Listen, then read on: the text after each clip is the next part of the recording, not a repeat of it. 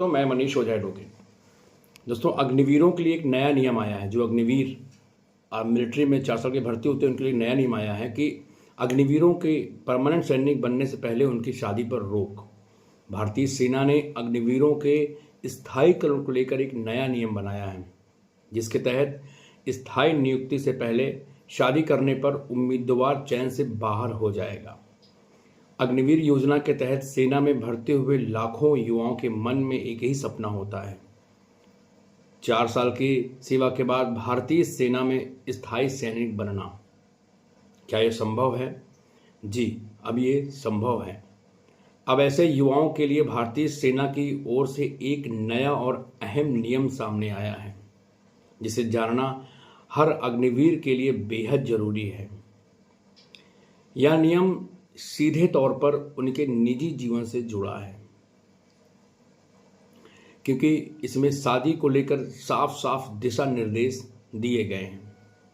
भारतीय सेना ने अग्निवीरों के स्थायीकरण की प्रक्रिया को लेकर यह तय किया है कि जो अग्निवीर स्थायी सैनिक बनना चाहते हैं, वे तब तक शादी नहीं कर सकते जब तक उन्हें सेना में परमानेंट नियुक्ति नहीं मिल जाती। अगर कोई अग्निवीर इस प्रक्रिया के दौरान या स्थायी सैनिक बनने से पहले विवाह कर लेता है, तो वह स्थायी सेवा के लिए अयोग्य माना जाएगा। ऐसे अग्निवीर न तो स्थायी सैनिक बनने के लिए आवेदन कर पाएंगे और न ही चयन प्रक्रिया का हिस्सा बन सकेंगे। इस नए नियम के सामने आते ही अग्निवीरों के बीच कई सवाल उठने लगे हैं। सबसे बड़ा सवाल तो यही है कि आखिर वे शादी कब कर सकते हैं, ताकि उनका स्थायी सैनिक बनने का सपना भी पूरा हो और निजी जीवन भी उनका आगे बढ़ सके। सेना की ओर से इस पर स्थिति साफ कर दी गई है। सेना ने कहा है, विवाह से रहना होगा दूर। नए नियम के अनुसार अग्निवीर तभी शादी कर सकते हैं जब वे भारतीय सेना में स्थायी सैनिक के रूप में नियुक्त हो जाएं। यानी जब तक स्थायी नियुक्ति का अंतिम परिणाम नहीं आ जाता, तब तक उन्हें विवाह से दूर रहना होगा।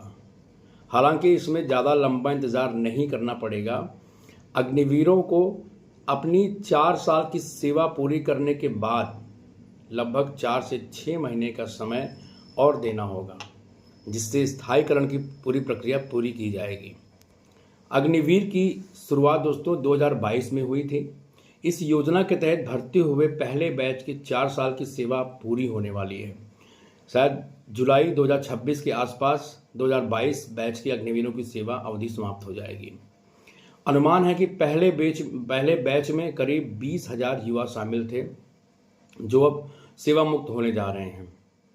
इन सभी अग्निवीरों में से करीब 25% भारतीय सेना में स्थायी सैनिक बनने का मौका मिलेगा।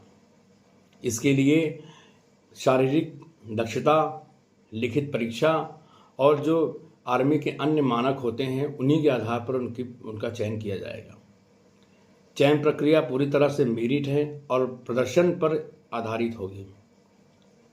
जो अग्निवीर इस प्रक्रिया में सफल होंगे, उन्हें सेना में परमानेंट नियुक्ति दी जाएगी।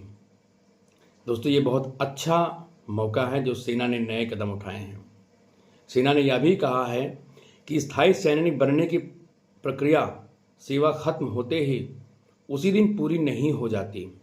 इसके लिए अग्निवीरों को आवेदन करना होगा और फिर चयन की पूरी प्रक्रिया चलेगी।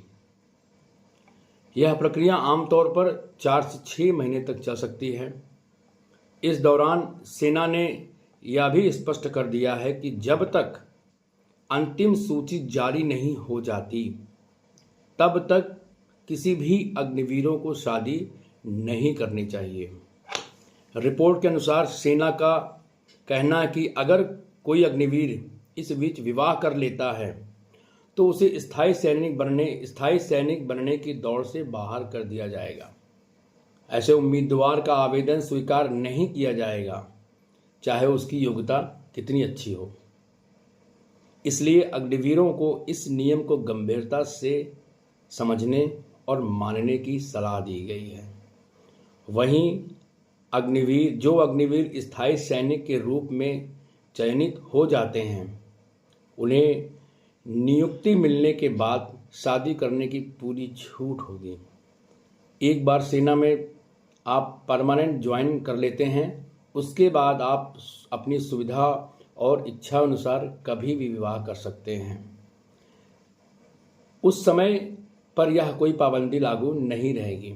जो भी हमारे अग्निवीर भाई हैं जो देश की सेवा कर रहे हैं और जिन्हें आगे देश की सेवा करने का जुनून है, वो इस नए नियम का पालन जरूर करें दोस्तों। धन्यवाद। मैं मनीष ओझा एडवोकेट।